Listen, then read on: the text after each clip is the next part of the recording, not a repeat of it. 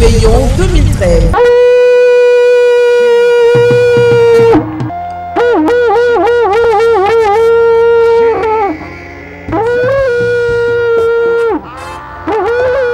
Il n'y aura jamais ton semblable. Les gens parleront de mon Seigneur. La 13e année, c'est ton année de restauration. Que l'Éternel fasse lui sa face sur toi. Lorsque nous allons arriver en décembre prochain, que ce soit des victoires, des victoires, des victoires, des victoires, des victoires, des victoires, des victoires, des victoires, des victoires, des victoires, des victoires, des victoires, des victoires, des victoires, des victoires, des victoires. Méga Réveillon 2013. Nous allons vous donner la parole qui va vous propulser et qui va voyager avec vous toute l'année 2013. Tous ceux qui sont dehors, s'il vous plaît, entrez vous asseoir parce qu'il y a encore 3 actions prophétiques importantes pour l'année. Nous avons passé la porte physique dans la gloire. Tu sais, Satan t'a perdu. Dis à ton frère, Jacob pour Satan. Sincèrement, Satan t'a. Tu vas passer toute l'année 2013 dans une victoire jamais égalée au nom de Jésus. Nous allons prendre nos Bibles. Je vais vous donner la parole que Dieu a mise dans mon esprit pour vous et pour toute cette communauté pour l'année 2013. Cette parole va nous aider à courir au nom puissant de Jésus. À partir de cette parole, nous allons entrer dans une dimension nouvelle.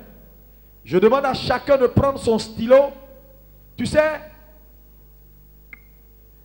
pendant l'année 2013, lorsque tu seras face à un dilemme ou à un obstacle majeur, va à la parole que Dieu t'a donnée maintenant et rappelle à Dieu que c'est lui qui t'a dit, voilà ta parole pour l'année. Cette parole va faire des combats pour toi. Cette parole va te conduire. Cette parole sera avec toi. D'abord, quelle est la signification de cette année? Gloire à Dieu. Amen. Vous savez, lisons Genèse 1, verset 13. C'est-à-dire le premier 13e verset de la Bible. Qu'est-ce qui est dit? Celui qui a le micro peut faire la lecture pour l'assemblée. Ainsi, il eut un soir et il eut un matin. Ce fut le 3e jour. Amen. La première fois où le chiffre 13 apparaît dans la Bible, en Genèse 1, ainsi, il eut un soir, il eut un matin, ce fut le 3e jour. Le chiffre 3 revient, mais la première mention du chiffre 13 dans la Bible fait référence à quelque chose d'important. Il eut un soir, il eut un matin. Je déclare qu'en 2013, aussi sûr qu'il aura un soir, il aura un matin dans ta vie au nom de... Ton matin arrivera. Je dis ton matin arrivera. Quels que soient tes défis en 2013, ton matin arrivera. Il eut un soir et il eut un matin. C'est un changement de régime. C'est un changement. C'est une métamorphose. C'est une mutation. Et lorsque vous observez la Bible, quand on va maintenant au 13e premier chapitre, là on est au 13e premier verset, Quand on va au 13e premier chapitre de la Bible, ça parle d'une histoire. L'histoire de qui? D'Abraham et de qui? De Lot. Vous connaissez l'histoire, je vais juste citer. Dieu va appeler Abraham vers un lieu inconnu où il a promis de le bénir. Abraham va venir avec son neveu. Au milieu de leur parcours, il va avoir des disputes et des problèmes. Et la Bible dit, Abraham va proposer à son neveu, il faut qu'on s'entende. Son neveu va dire, pas question. Il va choisir la plaine et tout ce qui était bon. Et Abraham va dire, pas de problème, je suis un homme de paix, je ne veux pas faire d'histoire. Dès que Lot est sorti de la vie d'Abraham, Dieu va venir vers Abraham pour dire, Abraham, maintenant, lève les yeux. Je déclare qu'en 2013, aussi sûr que Dieu a positionné cette histoire au 13e premier chapitre de la Bible, que ton histoire ressemble à celle d'Abraham. Tous les Lots, tous ceux qui ne sont pas destinés à t'accompagner, tout ce que Satan a planté autour de toi, tous ceux qui t'empêchent d'avancer, tous ceux qui sont un obstacle, je déclare qu'en 2013, que l'Éternel les enlève au nom de... Tu vas perdre des amis en 2013. Tu vas perdre des gens importants que tu chéris aujourd'hui en 2013. Parce que Dieu va les enlever lui-même. Écoute-moi bien. Dieu va endurcir leur cœur. Même ce qui est évident, ils ne vont pas comprendre. Mais en réalité, c'est leur jugement qui a commencé. C'est pourquoi, en 2013, il va avoir des affaires. Je suis en train de prophétiser. Il va avoir des affaires dans lesquelles tu vas entrer. Tu vas tout faire pour chercher la paix. L'autre va dire, il ne veut pas. Mais à un moment donné, lorsque tu auras tout fait, et celui qui est en face dit, je ne veux pas, ne dit plus rien. C'est son jugement qui a commencé. Dieu va sortir de ta vie tout ce qui est impureté, tout ce qui ne glorifie pas Dieu, tout ce qui est obstacle à ton avancement au nom de Jésus. Et dès que ça sera fait, Dieu lui-même va prendre l'initiative. Ce n'est plus toi qui vas l'appeler, c'est lui qui va dire, maintenant toi, lève la tête. Est-ce que vous savez que Dieu n'avait pas parlé à Abraham jusqu'à ce que Lot sorte. Il aurait pu lui dire depuis, je te donne ça, je te donne ça, je te donne ça. Pourquoi il n'a pas fait? Parce qu'il y a quelqu'un qui n'était pas à sa place. Que le 2013 fasse le tri dans ta vie. Je dis que 2013 fasse le tri dans ta vie. Que 2013 fasse le tri dans ta vie. Est-ce que vous savez qu'un homme qui réussit, c'est un homme qui est bien connecté. Tout homme qui est mal connecté, quels que soient ses talents. C'est pourquoi, quand vous lisez toute la Bible, Dieu n'a jamais aidé un homme sans lui envoyer une aide. Que Dieu t'envoie l'aide qu'il te faut. Je dis que Dieu t'envoie l'aide qu'il te faut. Que Dieu t'envoie l'aide qu'il te faut. Que le Dieu d'Abraham t'envoie l'aide. Dis avec moi janvier, février, mars, avril, mai, juin, juillet, août, septembre, octobre, novembre et décembre. Je parle à ces mois. Moi, je vous déclare, rendez-moi tout ce que l'Éternel a mis en vous qui m'appartient pour mon élévation, pour mon succès, pour mon avancement, pour mon changement, pour ma prospérité. Je vous déclare, rendez-moi Au nom de Jésus, que tous les obstacles de 2013 à mon avancement soient ôtés au nom de Jésus.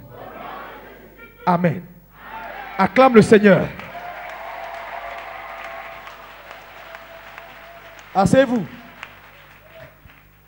Donc, quand vous lisez la Bible, vous allez constater que le chiffre 13 est un chiffre qui vient pour rompre l'équilibre. Parce que 12, c'est l'équilibre. 13 vient rompre l'équilibre de 12. C'est pourquoi je vous ai dit, et je le répète, 2013 ne sera pas une année, je ne dis pas que ce sera une année difficile, je ne dis pas ça, mais ce sera une année possible.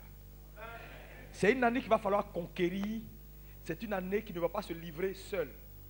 Il va falloir que tu fasses des choses pour aller de l'avant. Parce que 13 rompt l'équilibre. 13 signifie la résurrection. 13 signifie la circoncision. 13 signifie la mutation. Il eut un soir, il eut un matin. C'est un changement d'état, un changement d'environnement, la mutation.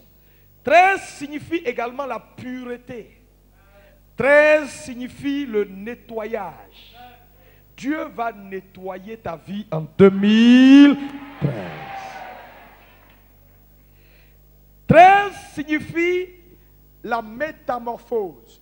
Donc transformation, métamorphose, changement d'état. Dieu va te prendre tel que tu es et Dieu va te positionner définitivement.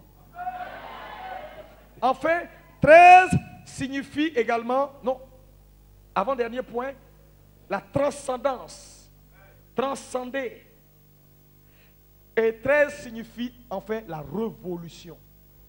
Mais quand on parle de révolution, qu'est-ce que le mot révolution veut dire? Alléluia. Le mot révolution veut simplement dire ceci. Une révolution est un changement, est un bouleversement important, de façon brusque. Le mot brusque est important. Tout le monde dit brusque. Changement, bouleversement important de façon brusque dans la vie d'un individu ou d'une nation. Voilà le mot révolution. Donc, pourquoi Dieu nous a instruit de définir cette année comme l'année de la révolution divine? Voyez-vous, derrière moi, il y a une image qui est parlante. Il n'y a rien qui se fait au hasard. Il y a un homme qui est couché, qui a été lessivé par la vie, qui n'a plus d'espoir, qui est juste couché. Et de lui, il y a comme une flamme, il y a comme quelque chose qui sort. Et de cette chose apparaît un homme plus beau, plus coloré, plus souriant, qui a la victoire. L'autre, il est pâle. Vous ne voyez pas qu'il est pâle? Il est blanc-noir. L'autre, il est coloré. Donc, Dieu va sortir le meilleur qu'il a mis en toi en 2013. Ça sera une année de retour à Dieu. Mais dans ce retour à Dieu, Dieu va faire quelque chose de brusque, de soudain, qui va changer ta position de façon définitive. Il y a des gens dans cette salle. Après 2013, tu auras pris ton envol pour toujours. Tu sais, tes concurrents ne vont plus te rattraper sur le chemin au nom de Jésus. Je dis, tes concurrents ne pourront plus te rattraper au nom de... Est-ce que tu le crois? Dieu va sortir. Tu sais, tu ne te connais pas encore. Dis à ton frère, est-ce que tu me connais? Non, tu ne te connais pas. Il y a en toi quelque chose que Dieu a établi, qui est le vrai toi. Et ce vrai toi-là n'est pas n'importe qui. Ce vrai toi est un vainqueur. Ce vrai toi est un battant. Ce vrai toi est un champion. Et je te dis, ça ne dépendra ni de ta force, ni de ce que tu es capable de faire. Mais Dieu va le faire de façon brutale et soudaine. Quelqu'un ne comprend pas ce que nous sommes en train de dire. Je te garantis une chose ce soir. C'est Dieu qui m'a parlé. Et aussi sûr que Dieu m'a parlé. Il y a des personnes assises dans cette salle. Le 31 décembre 2013, tu vas te souvenir de ce que je suis en train de te dire. Et tu vas donner la gloire à Yeshua, à Mashiach. J'ai dit, tu donneras la gloire à Yeshua, à Mashiach. 2013 est une année de révolution. La révolution divine est un changement brutal. La révolution divine, c'est un bouleversement, c'est une innovation, c'est une rupture. Dieu va établir une rupture. J'ai dit, Dieu va établir une rupture. Parole. Maintenant, tu prends ta Bible dans Ésaïe 25, versets 6 à 12. S'il vous plaît, prenez au sérieux ce que je suis en train de vous dire. Ça peut te sortir de n'importe quel pétrin. Parce que Dieu ne tient que sur sa parole. Ésaïe 25, versets 6 à 12. Verset 6 à 12. Écoutez avec religiosité la parole du Seigneur. Oui, vas-y. L'Éternel des armées prépare à tous les peuples sur cette montagne un festin de mets succulents, un festin de vin vieux, des mets succulents pleins de moelle, de vin vieux clarifié.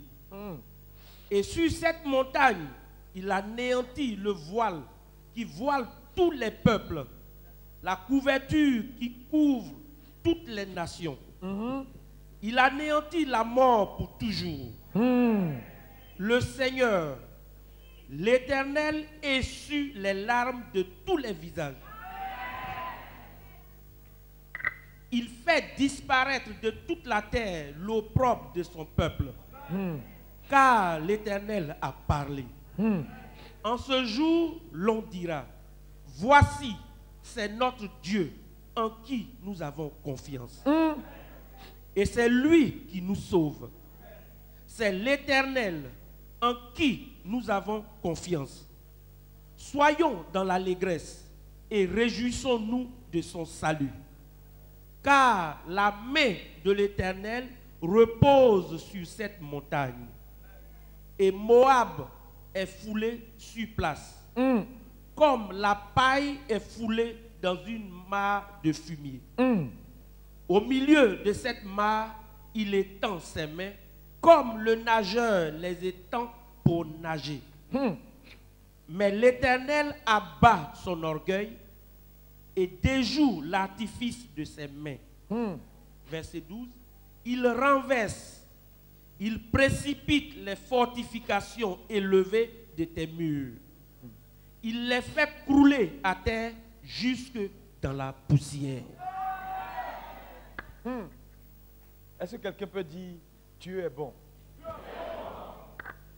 Est-ce que vous avez suivi la lecture? L'Éternel des armées prépare à tous les peuples sur cette montagne un festin de mets succulents, un festin de vin. Tout ça, Dieu est en train de nous dire simplement que 2013 sera une année qui va finir pour toi en beauté. L'année finira en beauté. Maintenant, il dit au verset 7, et sur cette montagne, Il anéantit le voile qui voile tous les peuples, la couverture qui couvre les nations. Il va enlever également tout ce qui est ignorance, tout ce qui est voile qui t'a empêché jusque-là de voir ce que tu dois voir.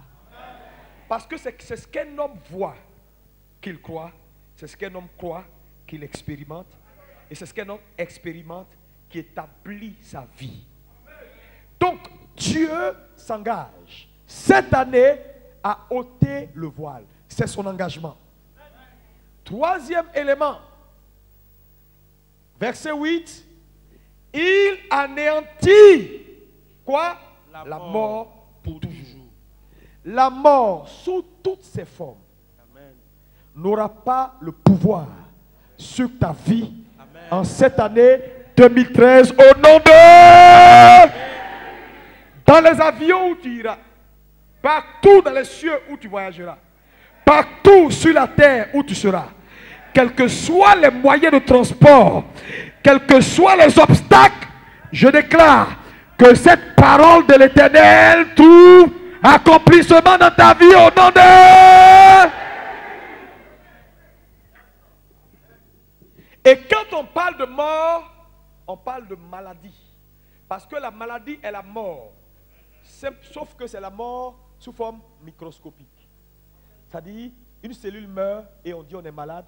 Et c'est quand ça meurt, ça grandit, tout meurt, et que tout est mort qu'on est mort. Mais ça peut mourir quelque part. Donc la maladie, c'est la mort qui commence. Sauf que le monsieur vit, mais il a commencé à mourir. Je déclare, frère, je déclare, de maintenant janvier jusqu'à décembre, que Dieu t'accorde une santé divine au nom de...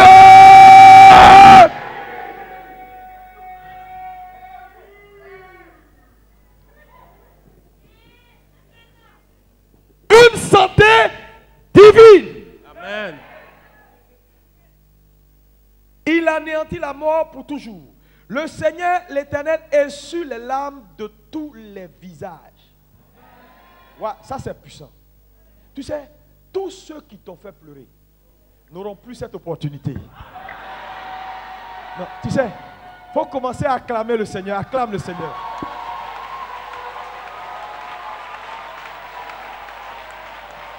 Ils n'auront plus l'opportunité de te faire pleurer. Frère, tu es une soeur.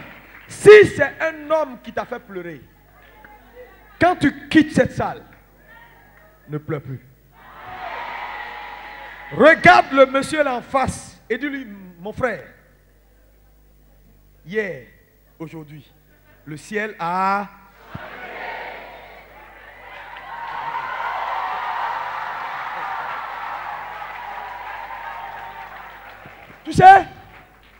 Tu sais, Dieu est trop bon pour lier ta destinée ou pour mettre ta vie entre les mains d'un homme. Qui qu'il soit, mari, femme, cousin, frère, ami, Dieu est trop bon pour laisser ta vie dans la main d'un homme. Parce qu'aucun homme n'est bon. Je dis, même quand Dieu marie les gens là, c'est pour un but. Juste un but. C'est juste un but. Mais chacun garde son indépendance spirituelle. Ça veut dire, si quelqu'un veut faire des bêtises, il ne faut pas dire c'est chérie qui a dit, c'est ma chérie. Tu ne le suis pas. Parce qu'on va en détail. On est venu en détail, on va partir en détail. La Bible prophétise.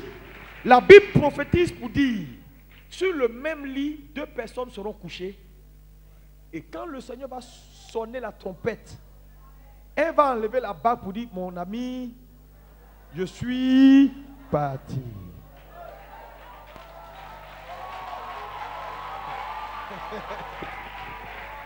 Ils n'iront pas ensemble. Non, non. Dieu va essuyer tes larmes. J'ai dit, Dieu va essuyer tes larmes. Dieu va essuyer tes larmes. Dieu essuie tes larmes. personne n'a le droit de faire couler tes larmes. Il est qui? Non, réponds-moi. J'ai dit, il est qui? Pour te faire couler des larmes pour rien. C'est Dieu qui est tout. Et un homme te dit, toi là, tu vas voir avec moi. Tu n'iras nulle part, tu ne vas pas manger, et puis tu pleures. Quand même. Quand même. Il y a quelqu'un qui dit, est-ce qu'il y a un cimetière de femmes célibataires ici à Abidjan? Il veut te laisser. Il veut te laisser. Pour ça, tu pleures. Non, tu déconnes. Quoi? Il veut te laisser? Il n'a qu'à te laisser. Pour voir. Tu vas briller plus. Je dis, il y a des gens, la lumière apparaît dans leur vie quand quelque chose sort. Il y a d'autres, la lumière apparaît quand quelque chose entre.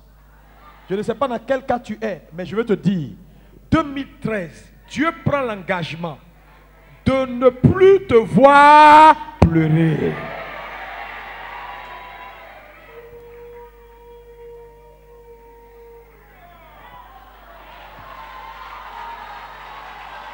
Alléluia!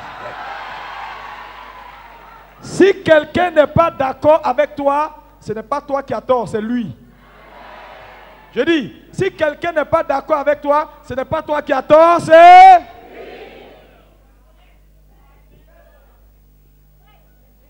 Il dit, Dieu essuie toutes les larmes des visages. Écoutez ici, on dit, il fait disparaître de toute la terre l'opprobre de son peuple. Opprobre. Tu sais, les gens ont jeté l'opprobre sur toi. Tu sais ce qu'on appelle l'opprobre? La honte. Est-ce que tu connais la honte? Les gens ont gâté ton nom. On a dit des choses qui ne sont pas vraies. Parce que tu aimes Dieu, parce que tu es comme tu es, il y a des gens, ça gêne. Parce que Dieu a une destinée sur toi. Et il y a des gens, comme leur étoile est obscurcie, ils regardent ton étoile qui brille, ils sont fâchés. La Bible dit, tout opprobre. Dis avec moi, tout opprobre.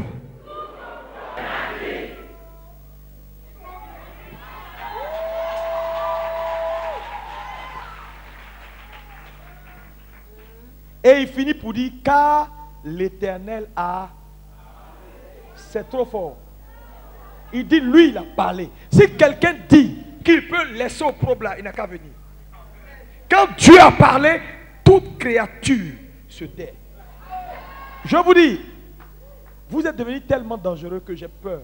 Avertissez vos ennemis de faire la paix avec vous. De peur que quelque chose arrive. Je ne sais pas quoi. Mais Dieu a...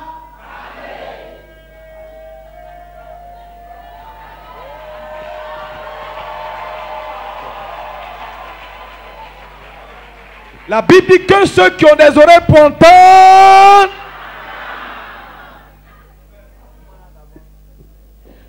Verset 9. En ce jour, l'on dira, voici, c'est notre Dieu, en qui nous avons confiance.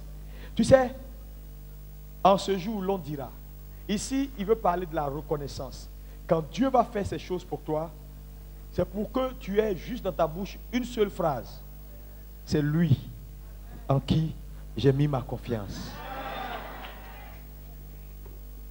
Et c'est lui qui nous sauve. C'est l'Éternel en qui nous avons confiance. Soyons dans l'allégresse et réjouissons-nous de son salut. Tu sais, il parle d'une chose importante ici, c'est la réjouissance. Il dit, réjouissons-nous de son salut. Frère, il y a trop de gens qui gaspillent leur vie. Qui gaspillent leur vie. Qui ne vivent pas. Ils se privent. Je ne sais pas, qu'est-ce que tu prépares pour l'avenir? Ce monde-là n'a plus d'avenir. Tu as un peu d'argent, mange bien, tu gardes ça quelque part. Tu as un peu d'argent, habille-toi bien, tu préfères prendre aiguille, coudre, le même truc là. Tu dis, je suis en train d'économiser. Tu économises pour aller où?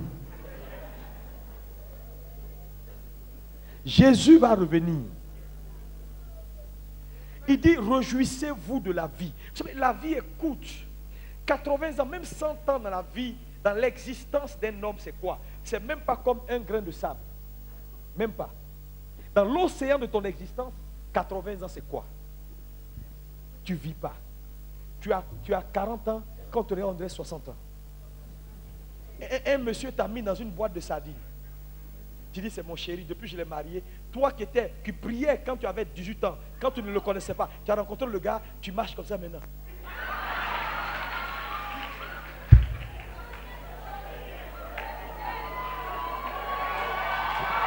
Je dis à quelqu'un ici ce soir, le Seigneur dit, il faut te réjouir. Le week-end, prends ta femme, allez à la plage. Profitez de l'air frais.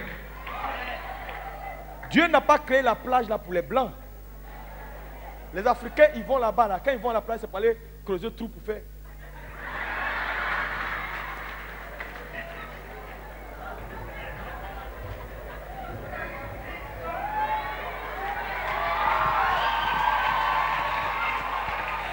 Alléluia! Tu n'es jamais allé à un restaurant. Tu exagères.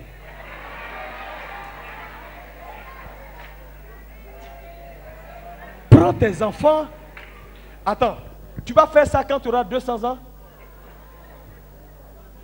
Toujours ton seul langage, je n'ai pas l'argent. Je n'ai pas l'argent. Quand est-ce que tu vas avoir l'argent?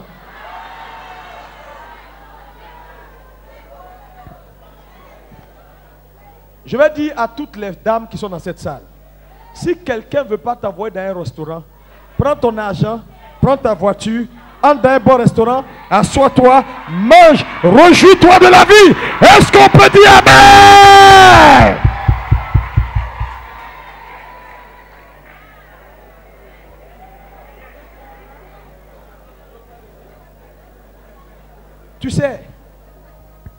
Tu sais, réjouissez-vous. Vous savez, il y a une prédicatrice que j'aime beaucoup particulièrement. Son nom, c'est Joyce Meyer. Sa spécialité, c'est ça. Elle apprend aux gens à se réjouir de la vie. J'ai écrit un texte. Choisissez d'être heureux. Ça est sur Internet, sur Enseigne-moi. Ce texte a été tellement voté que choisissez d'être heureux. J'ai dit, personne ne fera le choix à ta place. Si les gens doivent choisir, ils choisiront que tu sois malheureux. Tu as la responsabilité de choisir d'être heureux. Et être heureux n'est pas une émotion, c'est une décision. On choisit de créer son environnement. On choisit de créer un cadre dans lequel on s'épanouit. On n'attend pas que quelqu'un te rende heureux. Qui va te rendre heureux? Et regardez comment les gens ont vieilli avant le temps. Vous êtes des enfants de Dieu. 2013, je vous engage en tant que chrétien à faire, quand les gens vous voient, qu'ils aient envie de devenir chrétiens. Il dit, réjouissez-vous. C'est pas moi qui l'ai dit, hein. Réjouissez-vous. C'est Dieu qui a tout créé. Nous devons nous réjouir. Nous devons être contents. Quand tu entres chez toi, s'il fait chaud, ne dis pas, il fait trop chaud, allume le climatiseur, c'est pas grave.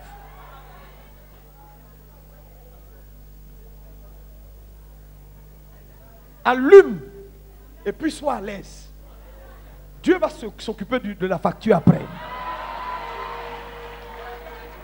À force de t'inquiéter, tu sais, il a dit dans la Bible, vos inquiétudes là, est-ce que ça peut ajouter à votre vie? Rien. Sois content. Le monsieur, il fait chaud. Il est couché là. Le split est là. Hein? Il dit non. La facture là. Il ne faut pas toucher. Hey, on ne touche pas. Facture. Tu as mis le split là, pourquoi? Frères et sœurs. Frères et sœurs. La vie n'est pas longue. Le temps que Dieu vous a donné sur terre de vivre, vivez bien. Vivez heureux.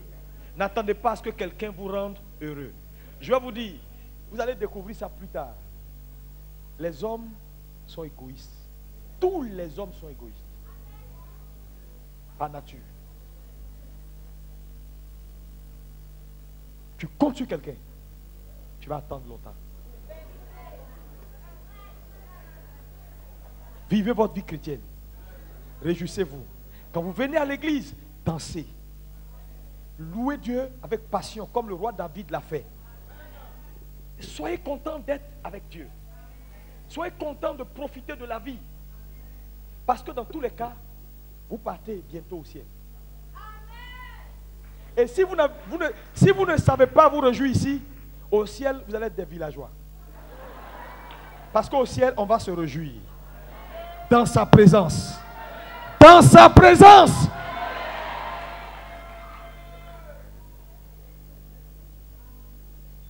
Dieu te fait la grâce d'avoir un peu d'argent. S'il te plaît, le week-end, va faire shopping à Paris, rentre à Abidjan. Celui qui n'est pas d'accord, il n'a qu'à aller travailler. Quand tu es en train de prier jusqu'à... J'ai vu les cadres ici, à genoux, en train de faire ha, ha, ha. Mon frère, il paye le prix. Demain, il est béni, tu vas rester là. Toi, qui ne fais pas la même chose pour le critiquer. Mon frère, prends ton argent, va en week-end à Paris, fais shopping à la Défense ou à Champs-Élysées et tu entres le dimanche.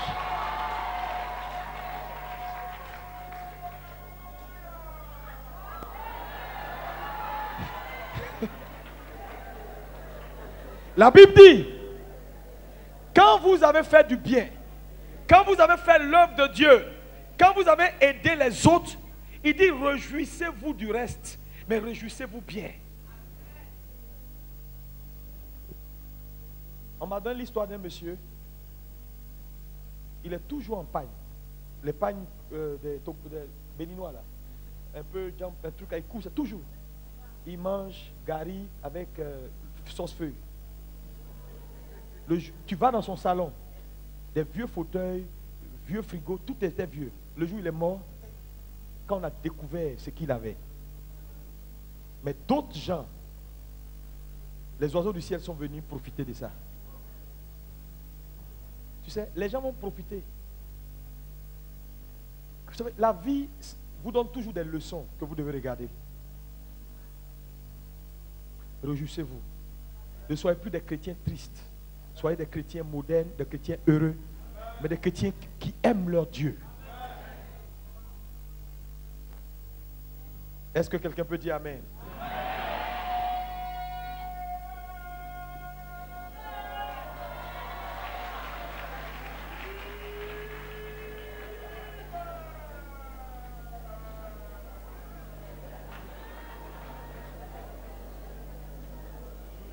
Son salut est certain.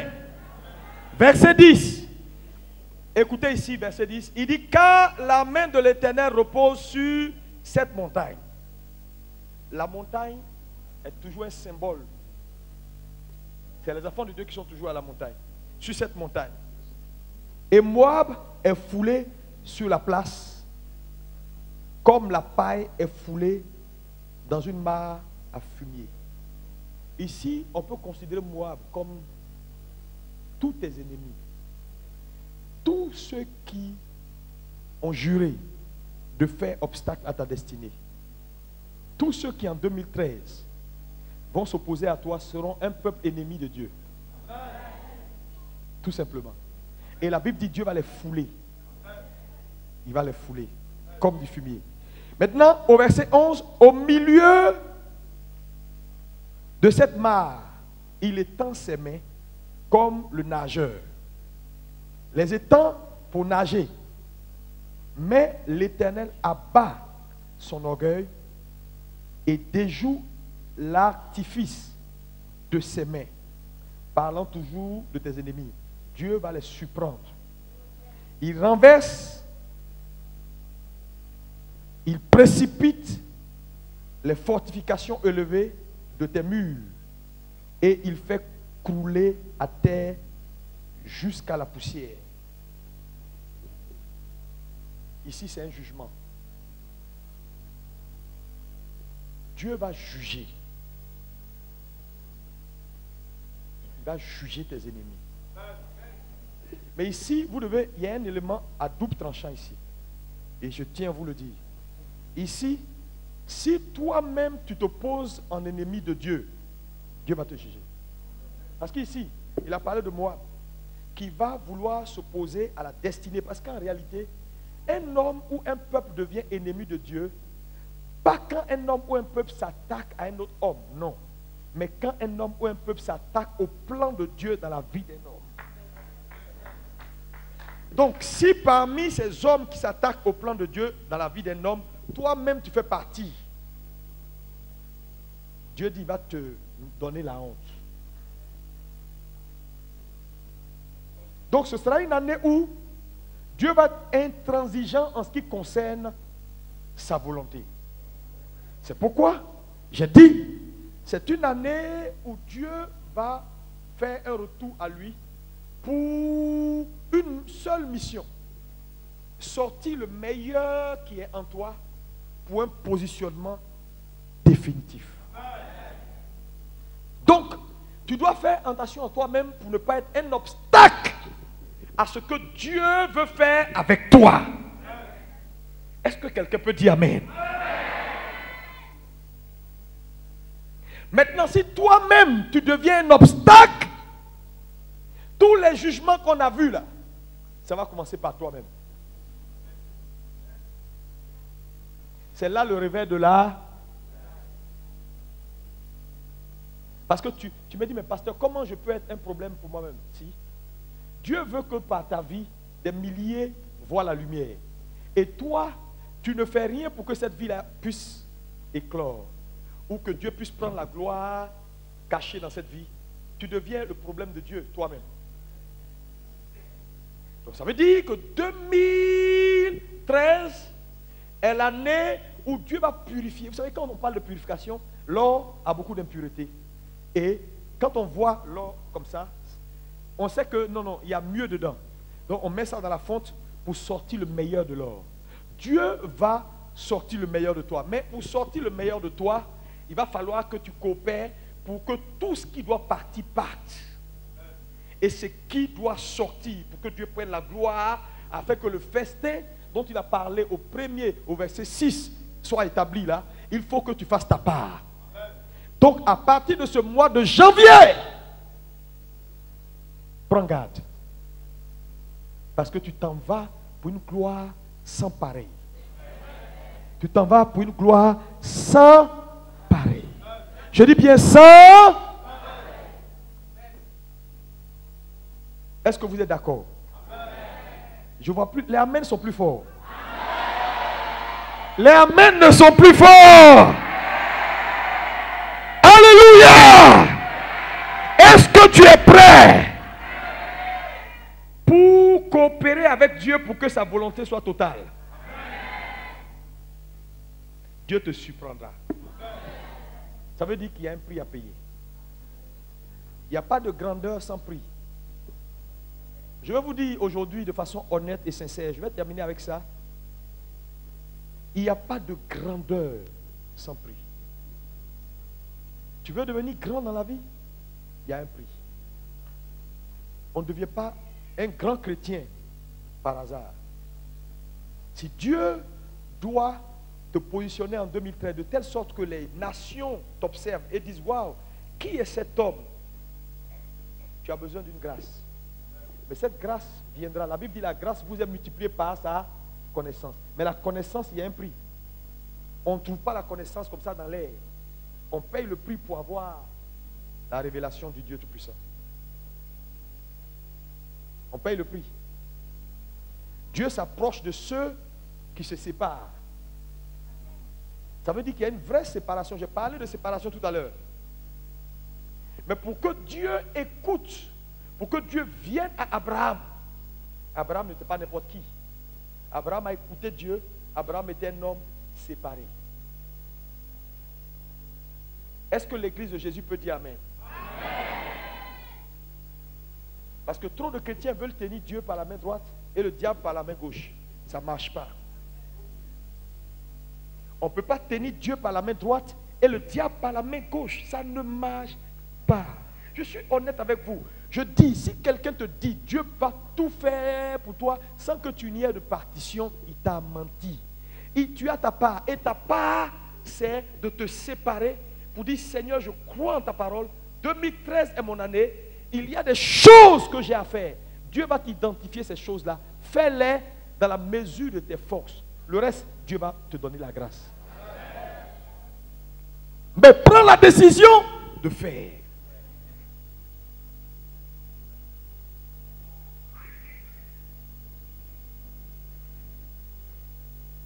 Tu quittes cette salle ce soir, que ta consécration augmente. Que ton approche de Dieu augmente. Que ton amour de Dieu augmente. Parce que Dieu veut faire un retour à lui. Le reste ne t'en occupe pas. La Côte d'Ivoire, les contrats, tout ça, Dieu va vous donner ça. L'argent que les gens vont avoir dans cette salle-là, on ne peut pas compter. Non, je le dis, il y a des gens dans cette salle qui vont être surpris par les millions que Dieu va leur donner. Mais la question que je veux te poser, quand Dieu va penser à toi et qu'il va te donner tous ces millions à garder, est-ce qu'il peut continuer à te faire confiance? C'est trop facile le amen. Est-ce qu'il peut te faire confiance quand il en aura besoin pour son œuvre?